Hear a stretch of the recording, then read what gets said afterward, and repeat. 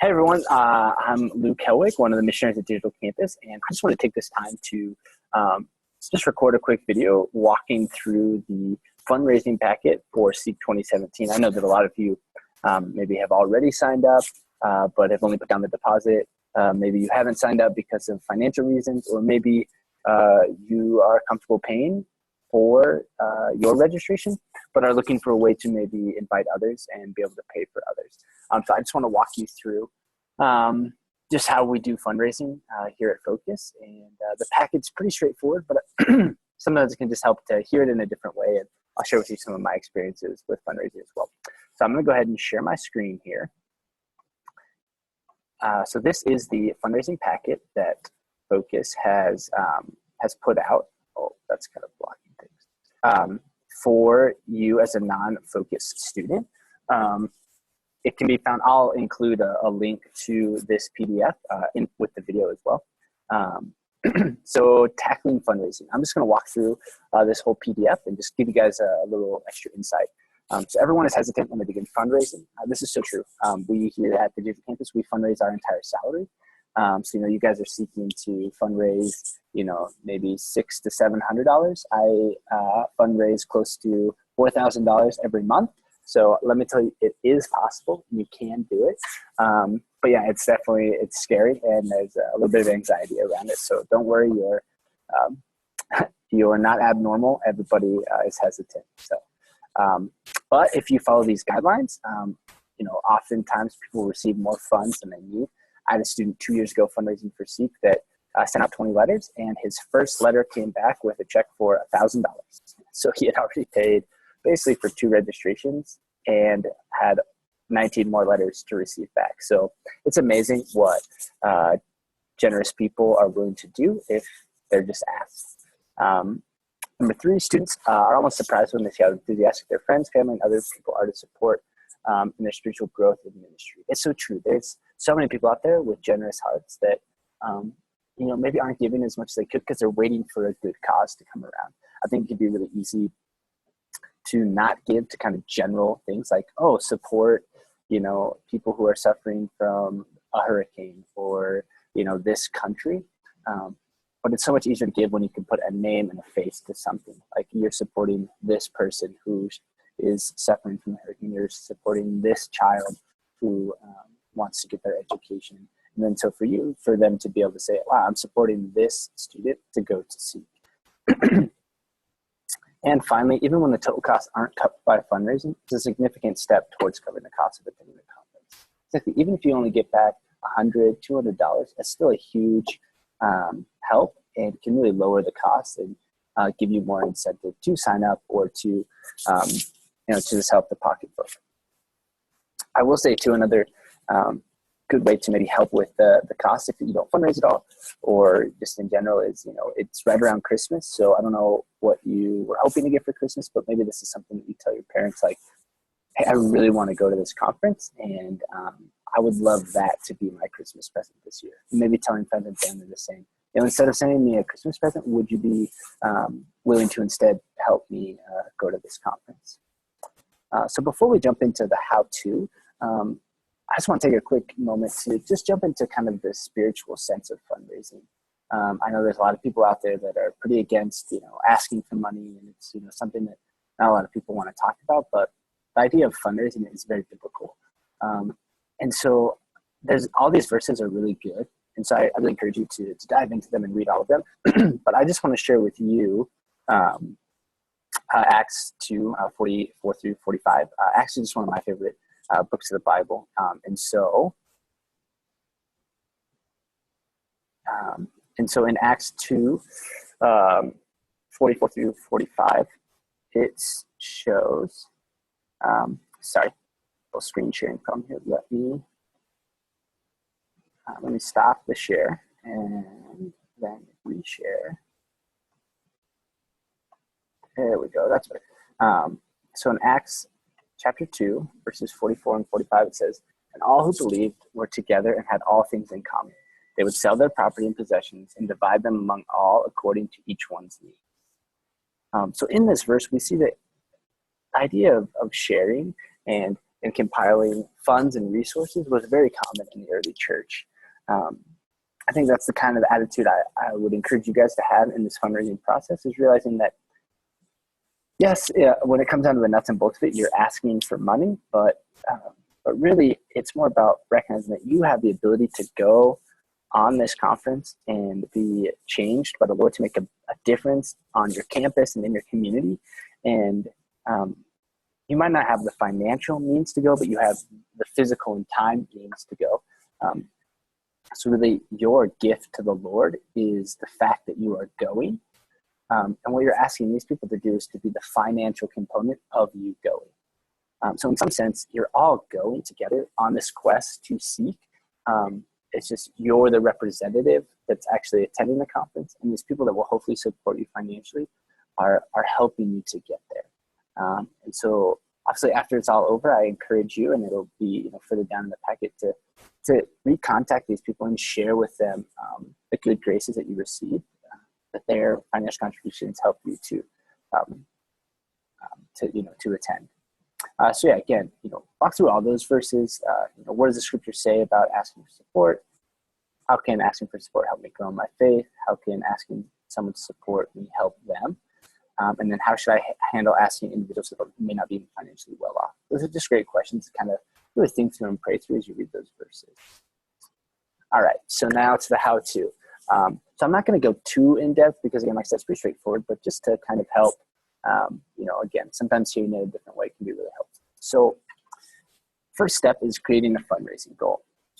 And this is really important because a lot of times when people see what you actually need, it encourages them to give more. If you don't have a fundraising goal, they might send you $20 because that's a nice, comfortable amount. But if they see that you need, as in this example, 750, they might say, oh, wow, maybe we can give 40, because they see a greater need, so they might be willing to give more.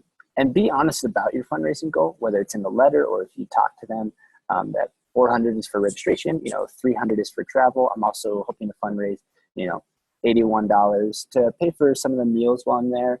Maybe you even put in event supplies, like maybe you want to buy a new journal, or while you're there, you might want to buy a t-shirt or something like that. Putting that in there and allowing people to see that, I think it just, again, it encourages them to be a part of the whole experience, not, so they don't think, oh, I'm just paying for the registration. And then maybe somehow they find out that you also paid for your travel or a t-shirt with their money. You just want to be transparent, so there's no issues later on. So make that fundraising goal, make it a little bit higher than you think it might actually be. That way, if you have extra, you can always donate it back to either Focus or maybe to help someone else go as well. So the second thing you're going to do is make a list of 30 to 40 people to contact. Now, that might seem like a lot, and it can be, but you'd be surprised once you start going how many people you can think of. Again, family members, friends, maybe asking your mom or your dad for any coworkers or things like that. And these don't have to be people that you think will give. If you don't ask them, the answer is definitely no. But maybe in asking, they will say no. And they don't necessarily need to be Catholic either. Lots of people like to support good causes, regardless of what faith background they have. So leave no stone unturned when you're making this list of 30 to 40 people. Then the appeal letters. So again, it's all in this packet. But again, if you need any help, I'm happy to meet with you one-on-one, things like that. So supply. So you're gonna, for each person, you're going to have one letter signed and personally postscripted. So what that means is that the top of the letter is left blank. So you would personally write, dear Mr. Smith. Then it's a form letter that you can fill in the details. And then at the bottom, you'll sign your name. And then depending on your relationship with them, would write a PS, hey, Mr. Smith, it was really good seeing you at Mass the other week. I would really appreciate anything that you're able to contribute. Maybe if you don't know them very well, you can just say, thank you so much for continuing this. Know that I'm praying for you. And I ask that, if you can't give, that you would pray for me. It's just something that personalizes it a little bit. Then inside a big envelope, you're going to put a small envelope with a stamp and a return address on it. Part of this is because people are a lot more likely to give if they can just write a check, put it in an envelope, drop it in the mail.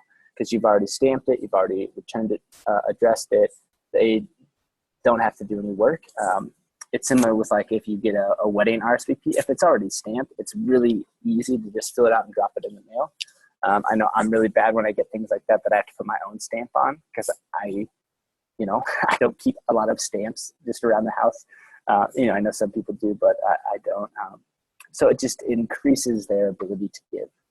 So again, you're going to put all of that in a larger envelope, which you address to the potential sponsor. And then you're going to need stamps and then commitment cards. So these commitment cards, what those can be is just for when they send it back to you, they fill out how much they're giving. Again, it's down further in the packet. So then make sure to either in the letter or when you talk to them or in some way clearly state that the check's going to be made out to you. The reason is because, unfortunately, because you're not on a focused campus, there's no kind of, big fund that it can all come into. And so you need a way to be able to actually cash the checks and pay yourself back. If that's uncomfortable for you, or that's something that you would want to do, or a bunch of your potential sponsors really insist that it be able to be tax deductible, because obviously a personal check can't be tax deductible. If they write a check to Focus, it could be. Just contact me. We have some ways that we can work around that through the digital campus. But for the most part, the easiest way to do it is just have them make the checks out to you. You cash it, pay yourself back. And then any extra money that you have, you can either donate to something else, or you could contact us at Digital Campus and we'll see if there's anybody who could use some extra funds. And obviously you put it all up, lick the envelope, drop it in the mail. Then number 4, follow-up. This part's really, really important. Also very, very difficult. So if you can, call everyone that you send a letter to. Now I know what you're thinking. Basically cold calling someone I don't know. I actually have to talk to them about asking money. I get it. I do not like phone calls. I'm very bad at them. But it will increase your gifts. The amount and the frequency at which they're sent back. People get a lot of mail these days, and sometimes things like that can just go unnoticed or forgotten, but a phone call ensures that they got it, and oftentimes, again, helps them really personalize the gift. It's like, oh, I actually talked to the person I'm giving the money to. Again, there's an included phone script in this packet. And then after each call, again, so you would call, you'd say, did you get my letter? Is there an amount you had in mind? All of that stuff. And then afterwards, if they agree to give, and they say, yeah, we got a check coming to you in the mail, right away, send them a thank you note. Again, and even, actually, honestly, even if they aren't able to give, just send them a thank you note, thanking them for their time and their thoughts and prayers. Just because we recognize that, asking for money is hard, but giving money is also hard. And so thanking them for that sacrifice is just a huge way to appreciate them and encourage them to give more in the future. So then keep track of everyone who supports you, so that you can send them a thank you. Also, just be smart about it, right? Maybe create an Excel document and just keep track of everything. That way, you know who gave and what amount, and that way you can just more personally thank them. That way you don't lose track of any of the money, things like that. We want to be good stewards of the money that we receive. Thank yous, again, send them promptly 1 to 2 days after someone agrees to sponsor you. There's a sample thank you on the next page. And then after conference, consider sending them a letter to everyone that supported you, sharing your experience. Maybe it's just a little postcard, maybe it's a letter, maybe it's another phone call if you know them well. Just being able to thank them again and say, like, because of your donation, like, this is what I experienced, or because of your donation, I was actually able to sponsor another person to come with me, and this was their experience. Again, just helping them to connect the money that they gave with the effect that it had. So again, here's all the samples in this PDF, right? So you send out a letter to your Aunt Betty, and you call her and say, hey, this is, you know, so how are you doing? You know, maybe ask you like, is this a good time to talk? I'm glad you're doing well. I if you received my letter. If they haven't, you know, say, and, you know, make sure you kind of have a little speech prepared of what the letter was about. Yes, they would like to give. You know, my goal is this. I'm keeping the record gift receipt. If you have an amount in mind today, thank you. Great. No, I'm unable to give. Respond warmly. Don't end the conversation abruptly. I know it's hard. Get really excited and then they say no. It can be really easy to kind of just want to hang up. But you know, again, ask them or say thank you for your time. Ask them to pray for you. Ask them if, you know, if anything changes to feel free to contact you. Then, you know, send that thank you. Again, here is an idea of what you could say. Try to, you know, this little note here says to do a handwritten note. I really encourage that as well. So again, I'll let you guys read that. So here's a sample fundraising letter. Again, you can, you know, copy and paste this and then edit, you know, I'm currently attending this school in this location, et cetera, et cetera. Here's my goal. Please send your gift back to me. Make sure to not put focus anywhere in the check, et cetera, et cetera. And then again, a stamped envelope in the address. A smaller envelope inside the big envelope so that they can just drop a check and mail it back to you. So yes, that's the fundraising packet. Again, I know that kind of breeze through it, and there's a lot of pretty self-explanatory stuff in the packet, but I just really want to encourage you guys to fundraise. Again, it's a great way to invite people into the adventure that you're about to go on. Let's see, invite them into the faith journey that you're on. Now, sometimes people's conversions have come through simply writing a $20 check to a student to go on a mission trip or to seek, and then in that student's sharing of the experience that they had, that mission partner is encouraged to go back to Mass or go to confession or is something like that. So I really encourage you to fundraise, to send out, you know, 20 letters is a really good base point.